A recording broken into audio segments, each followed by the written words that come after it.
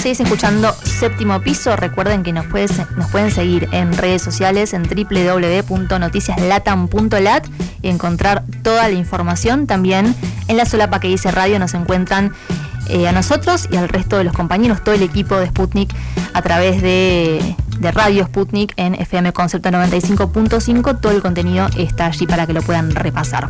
Veníamos hablando desde ayer y hace ya bastante tiempo de los mercenarios, ¿no?, que están trabajando para Ucrania y que un grupo de ellos fue interceptado por las Fuerzas Armadas rusas y fueron eliminados directamente. Después hubo informes que daban cuenta de que esos mercenarios no eran de Ucrania, no tenían la nacionalidad ucraniana, sino que pertenecían probablemente a otros países. Había una bandera canadiense, había objetos con otras, como por ejemplo un libro en polaco y demás. Un tema que ya conocíamos. Sí, pero no de esas nacionalidades. O sea, hasta ahora por lo menos había circulado, por ejemplo, colombianos también, ¿no? También, o sea, latinoamericanos, sí. Pero por ejemplo, norteamericanos, sorprendió, ¿no? Sorprendió. Y vamos a hablar con Cristian Lamesa, que es estudiante y expositor de la Cátedra de Rusia, justamente sobre este tema en particular, mercenarios en Ucrania. ¿Cómo estás, Cristian? Acá Leila y Alejandro, te saludamos. Muy bien, encantado de estar con ustedes y con su audiencia. Muchas gracias por tu tiempo. Cristian, bueno, contanos un poco cuál es tu análisis en esta dinámica de guerra que se da, una metodología muy utilizada por Ucrania, que es el de los mercenarios extranjeros apoyando a las fuerzas ucranianas en la guerra con Rusia.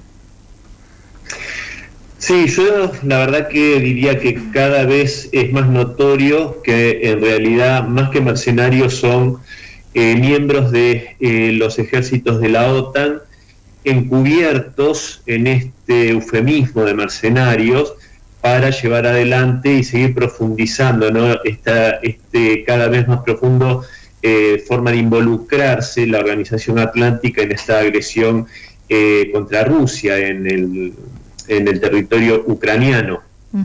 Claro. Sí, coincido con ustedes con el análisis que hacían antes de presentarme, respecto a que yo creo que sí les cabe la absoluta calificación de mercenarios a ciertos, no sé cómo calificarlos, pero si son ingenuos o si son psicópatas o si son personas que aman la violencia desde Latinoamérica que van a Ucrania. Y digo esto porque realmente ya se ha demostrado que como negocio es muy malo el de ir como mercenarios a Ucrania, porque en muchos casos no se les ha pagado. Han habido denuncias de estos mercenarios colombianos especialmente, que no se les pagaba, que se los humillaba, que se los discriminaba, e incluso la promesa de grandes indemnizaciones a los familiares quedan en la nada, porque muchas veces incluso a los mismos combatientes que caen ucranianos dejan los cuerpos, no los recogen para no tener que dar estas indemnizaciones, porque si no está el cuerpo es un desaparecido en acción. Entonces, volviendo al caso de estos mercenarios, entre comillas, norteamericanos, canadienses, polacos, uno de ellos, el norteamericano, tenía un tatuaje de un regimiento de los Rangers, un grupo de fuerzas especiales de Estados Unidos. Sí. Lo que yo diría que hace bastante notorio que es muy probable esto que les decía antes, que en lugar de ser mercenarios sí sean gente que está destinándola a estos lugares, pero bajo la figura de una baja, de una licencia o de no estar en las fuerzas en este momento, y poder sí fortalecer a un ejército ya muy disminuido como es el ucraniano. Hay que recordar que se lleva prácticamente a los hombres a la fuerza, a los golpes. Han sacado a hombres jóvenes y otros de edad avanzada, incluso de lugares públicos, de restaurantes, de casamientos, para llevarlos al frente sin casi preparación. Entonces, bueno, la OTAN en esta guerra que tiene declarada prácticamente con Rusia está fortaleciendo. Hay que recordar que también los polacos, no es un detalle menor, que es el mayor número de extranjeros hasta ahora muertos en territorio ucraniano son polacos. Claro. Algo así como 10.000 era la última cuenta. Así que yo creo que más tiene que ver con esta entrada que están, y con esto cierro, que están haciendo, tratando de sacarle algún rédito a esa locura que hizo Zelensky de hacer una incursión en territorio ruso, lo cual es algo que está totalmente destinado al fracaso desde antes de comenzar. Totalmente. Te sumo, Cristian, porque ahí hablabas de la crisis que hay en las fuerzas ucranianas por la falta de combatientes, de soldados, ¿no? De hombres ucranianos, y esos reclutamientos forzosos de los que a los que te referías. También se suman los casos de corrupción, ¿no? Por parte de médicos y certificados truchos para evitar que una buena cantidad de soldados, en realidad de hombres que no son soldados, sino que estaban siendo llamados por las propias Fuerzas Armadas ucranianas para combatir.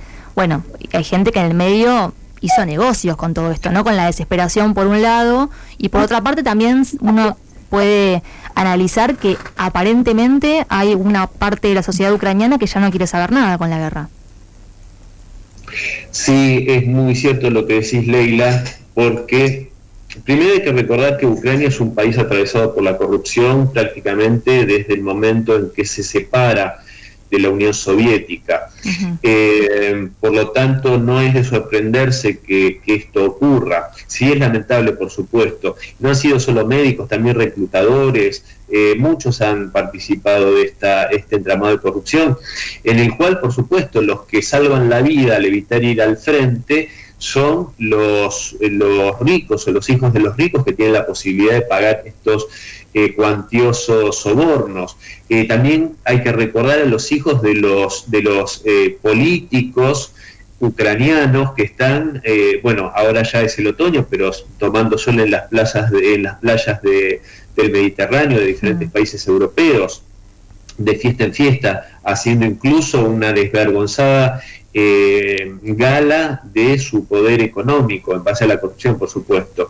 Esto ha sido muy criticado incluso en Ucrania por justamente los que sí están yendo al frente obligados, pero también hay que recordar, Leila, que esta es una guerra que no tiene nada que ver con el sentimiento del pueblo ucraniano en su mayoría, el cual por supuesto que se siente hermanado con el pueblo ruso. Esto es algo que lo lleva adelante a la fuerza una pandilla financiada por Occidente, por este Occidente colectivo, por la OTAN, a espaldas del sentimiento del pueblo ucraniano, que en su mayoría, repito, es culturalmente identificado con lo que es Rusia. Hay solamente un mínimo territorio muy en el occidente, la zona de Lyubov, y esas regiones que sí son muy pro-europeos, que han tenido mucha influencia porque incluso han estado ocupados por Polonia, pero la mayoría de Ucrania es favorable, o sea que te manden una guerra contra tus hermanos es algo bueno. Algo similar nos pasó a nosotros, desgraciadamente, hace mucho tiempo, cuando se atacó a Paraguay en la guerra de la Triple Alianza, y los pobladores de Entre Ríos, de Corrientes, de esas regiones, no querían ir a luchar contra los paraguayos porque eran sus hermanos.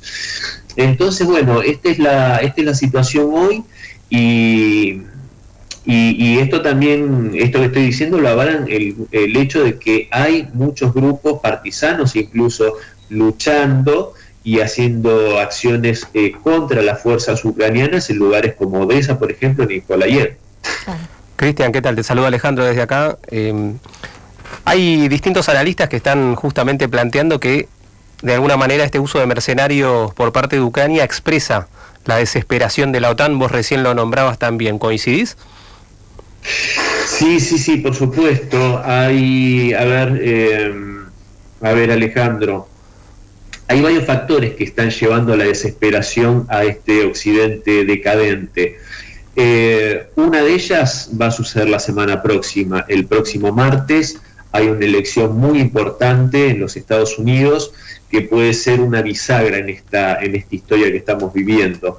Me refiero a si gana el candidato Donald Trump, que ya lo dijo, y yo creo que son sinceras sus palabras, como lo dijo incluso el presidente Putin hace pocos días en Kazán, que dijo que él creía en la sinceridad de las palabras del presidente Trump respecto a acabar con esta guerra, que está, por supuesto, si Trump puede acabar con esta guerra es porque está financiada y asusada por los Estados Unidos principalmente. Claro. Basta ver a Biden, el guerrerista desquiciado y senil, y a su pretendida sucesora que, perdónenme, pero no hace más que reírse como una hiena enloquecida y no tiene ningún tipo de capacidad ni intelectual ni de ningún tipo para llevar adelante la responsabilidad de ser la presidenta de los Estados Unidos, me refiero a Kamala Harris.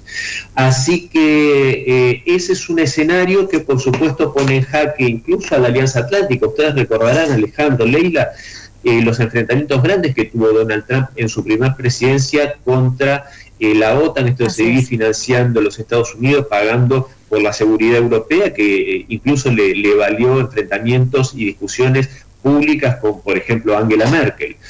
El complejo militar industrial, que también es mucho el dinero que está en juego en estas aventuras, que recordemos que Trump no inició ninguna guerra propia.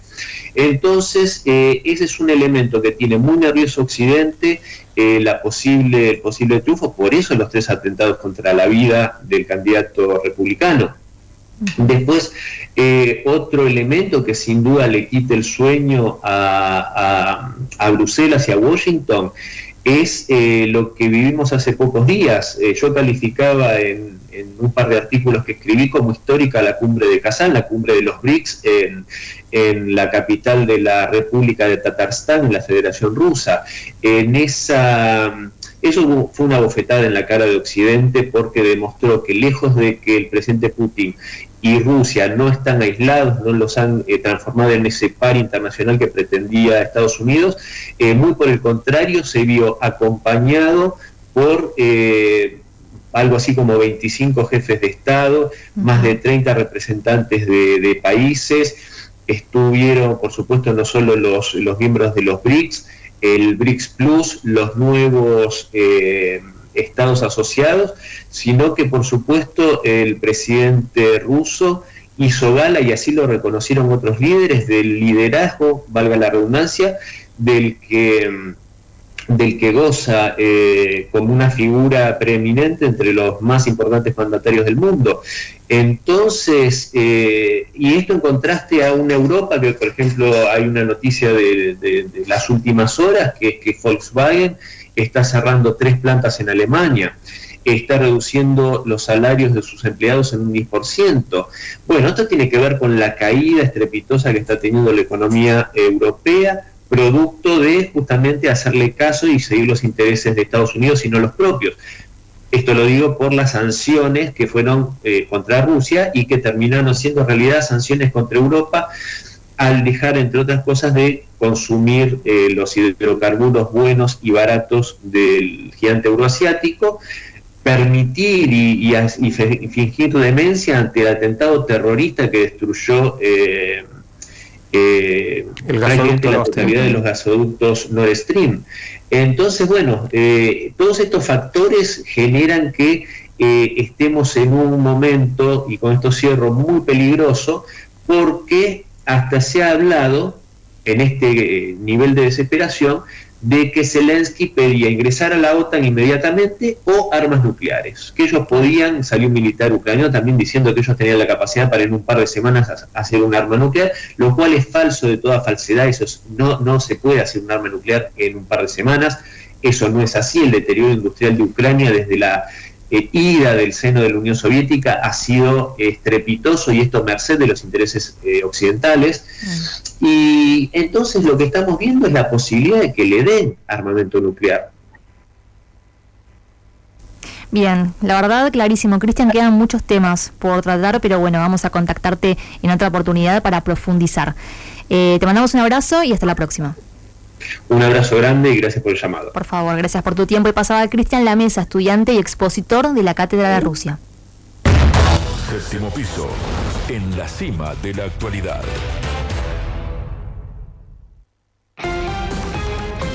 Las noticias de la hora.